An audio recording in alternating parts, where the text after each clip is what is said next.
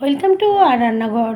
বন্ধুরা, স্ন্যাক্স তো প্রচুর খাওয়া হচ্ছে, তাই শরীরের কথা ভেবে একটু হেলদি খাবারও খাওয়া যাক। তাই আজকের রেসিপি হলো ভেজ স্যান্ডউইচ। এই ভেজ স্যান্ডউইচ আমার মেয়ের টিফিনে আমি প্রায় দিয়ে থাকি, তাই ভাবলাম রেসিপিটা শেয়ার করা যাক। কিছু সবজি দেখুন কাটা আছে, সবজিগুলো একে একে পরে বলে নেব। ফ্রাইং প্যানে নিয়ে নিলাম 1 চামচ মতো বাটার। বাটারটা মেল্ট হচ্ছে, এরপর দিয়ে দিলাম 2-4 কোয়া রসুন কুচি আর 1/2 ইঞ্চি মতো আদা কুচি, আর দিয়ে দিলাম একটা পেঁয়াজ কুচি। হালকা হালকা করে একটু প্রথমে ভেজে নিই।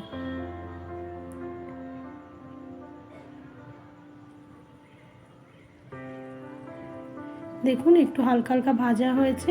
একটা বড় সাইজের টমেটো কুচি দিলাম, ক্যাপসিকাম দিয়েছি হাফ,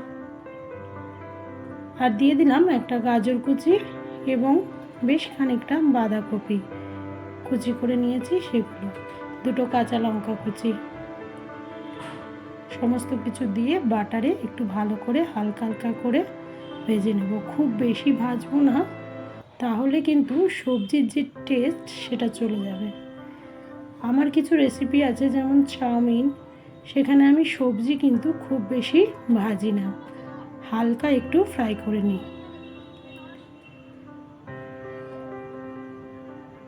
এদিকে দেখুন ভাজা হয়ে গেছে আমার সবজিগুলো, দেখেই বুঝতে পারলেন যে খুব বেশি ভাজিনি, জাস্ট একটু বাটারে সাঁতলে নিয়েছি।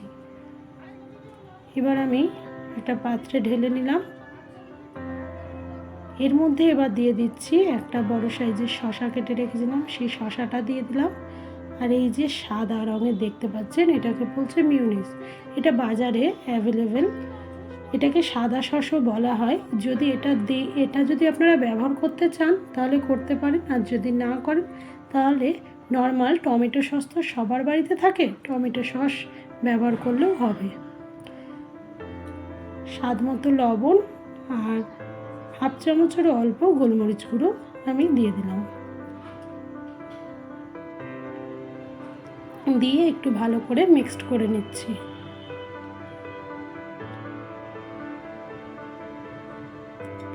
এটা নর্মালও যদি আমরা ভেজ স্যালাড হিসেবে খাই তাহলেও খেতে কিন্তু ভালোই লাগবে। এবার আমি একটা তাওয়া নিয়ে নিয়েছি বা চাটু। এবার ব্রেডগুলো একটু এপিট ওপিট করে সেঁকে নেব।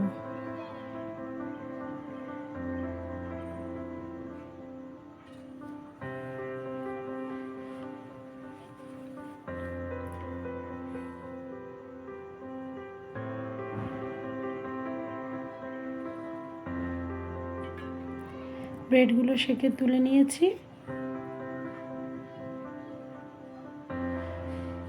এবার ব্রেডের এক পিঠে আমি টমেটো কেচাপ লাগিয়ে দিচ্ছি।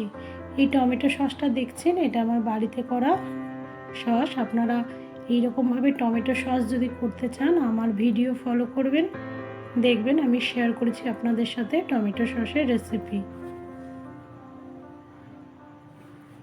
এবার যে সবজির মিশ্রণ সেটা পাউরুটির মধ্যে দিয়ে দিচ্ছি। দেখুন এরপর উপরে আমি গ্রেট করে দিচ্ছি চিজ।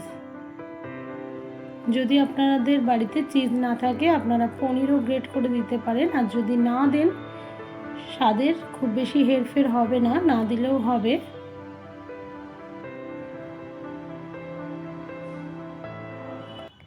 এবার আরেকটা ব্রেড দিয়ে আমি ঢাকা দিয়ে দিলাম।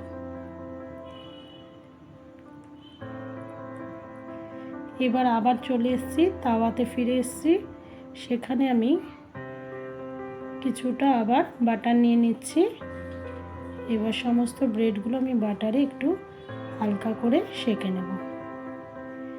এই পাউরুটিতে বা ব্রেডে যখন এই বাটারের গন্ধটা হয় না বন্ধুরা, খেতে দারুণ লাগে এবং গন্ধটাও খুব ভালো লাগে। এক পিঠ হয়ে গেছে, আরেক পিঠ এরকম করে ভালো করে একটু ভেজে নিতে হবে। দেখুন আমার ব্রেড স্যান্ডউইচ রেডি। এইভাবে আপনারা শুধু বিকেলের টিফিনে বলুন, সকালের টিফিনে বলুন বা বাচ্চাদের টিফিনেও আপনারা এইভাবে স্যান্ডউইচ করে নিতে পারেন। এবার আমি মাঝ বরাবর কেটে নিচ্ছি, আপনারা চাইলে না কাটলেও হবে। দেখুন